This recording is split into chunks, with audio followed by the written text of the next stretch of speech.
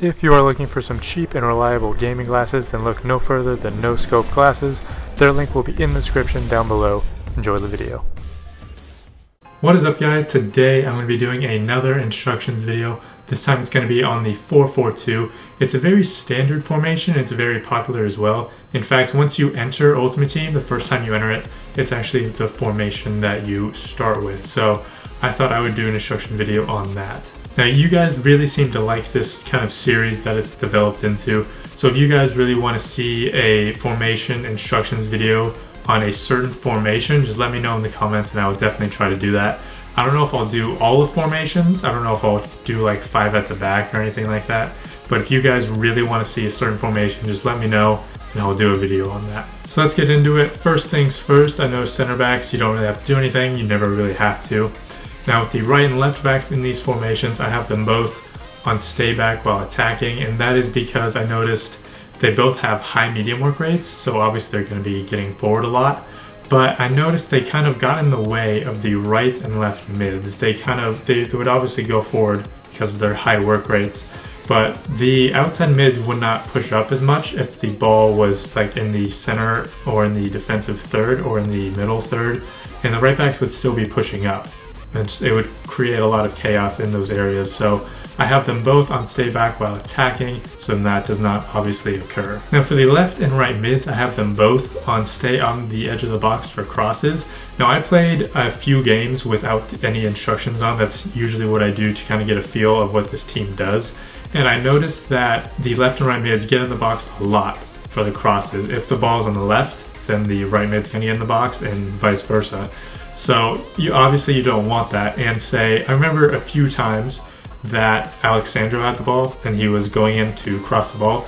Kishna, my left mid, would actually be on the right side of the box, inside of the box, leaving the entire left wing completely vulnerable, both to counterattacks and not even really a fast counterattack, but everything on the left side would be completely gone. Now that also happened for Iturbe as well, not just Kishna. So I have them both on just normal things, but I also have them on stay on the edge of the box for crosses. Now besides that, they were very good. I noticed they whipped in the ball a lot. This is a very crossing formation, I also must add.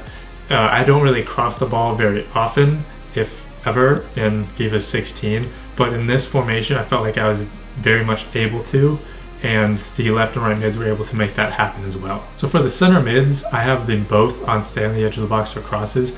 Now, like I said earlier, I tend to play a few games without instructions just to kind of see how this team does. Now, I noticed that they usually all get forward or they don't, but most of the time they usually do all get forward. It's kind of an all or nothing thing, meaning that from the left, right mids, and center mids up, they would all be forward, including the left and right backs sometimes. So that would obviously mean it would just be your 2 center backs and your goalie back, at least really playing defense. It was either that or it was just your strikers kind of attacking. Like, it was either that or full out attack or full out defense. It wasn't really combined as often as you would want to. So with that, I have both of them on stay on the edge of the box for crosses so they don't get forward as often, and then they can get back if you're being countered. But I also have one of them on stay back while attacking. So then that way, if one of your center mids does actually get forward enough to be in the box, then the other center mid will actually be staying back covering him. Choosing which one you want to stay back, that's basically up to you. I want Nainggolan staying back while attacking, while I want Gorin basically getting forward, because I feel like Gorin can just can make more of an impact offensively. That's just my personal opinion.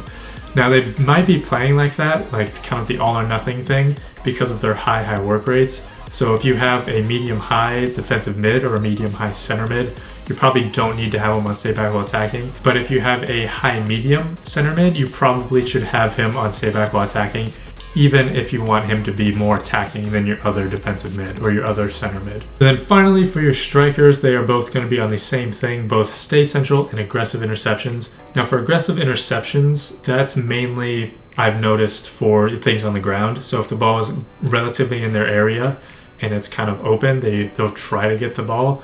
However, I feel like with aggressive interceptions on, they'll go for the ball more if it's in the air as well. So like I said, it's a very crossing formation, so you want them to be attacking the ball in the air as often as possible. So I have them both on aggressive interceptions. Now I have them both on stay central because that way, like I said, it's a crossing formation. They'll be in the box more often than not. Sometimes when I noticed that if it was on like the normal instructions, then they would kind of be running out to the wings occasionally. Not very often, but often enough where I feel like I had to tell them to stay central. So that's what I did. Now I would also recommend in this formation a tall striker, at least one tall striker, because it is a very crossing formation, I keep saying, and that way you can get in the box for headers. So that's going to be it for this video, you guys. Now, like I said, for every single instructions video, this is just the baseline. This is just what I noticed personally, what would happen to certain players when they were on the default settings, the default instructions. So if you want to do something else, by all means do it. I would just recommend, playing a few games without these instructions just to see if you're noticing the same things that I mentioned. Now to finish up, I'm going to do a quick rundown of what kind of the main points that I've noticed in this formation. For one thing, the left and right backs, when they're off of instructions, they get forward a lot. They do get forward a lot, and they'll probably get forward more often than your left and right mids, or at least they'll make overlapping runs a lot. Second, it's a very crossing formation. I have to keep pushing that because it's incredibly true. So if you have a few tall strikers that you want to try out, or you cross the ball often, then this would be the formation for you. I noticed that it was very nice in actually getting open. Your strikers would actually make themselves available. And then finally, for the center mids, I would tell them to just stay back while attacking, or at least stay on the edge of the box for crosses, because they would get forward very, very often. So you obviously don't want to be counting the counter. So for both your center mids, both of them to at least stay on the edge of the box for crosses, and maybe one of them stay back while attacking. So that is going to be it. Thank you guys so much for watching. Please like and subscribe down below. This has been DMG. Peace. Now, Vivani.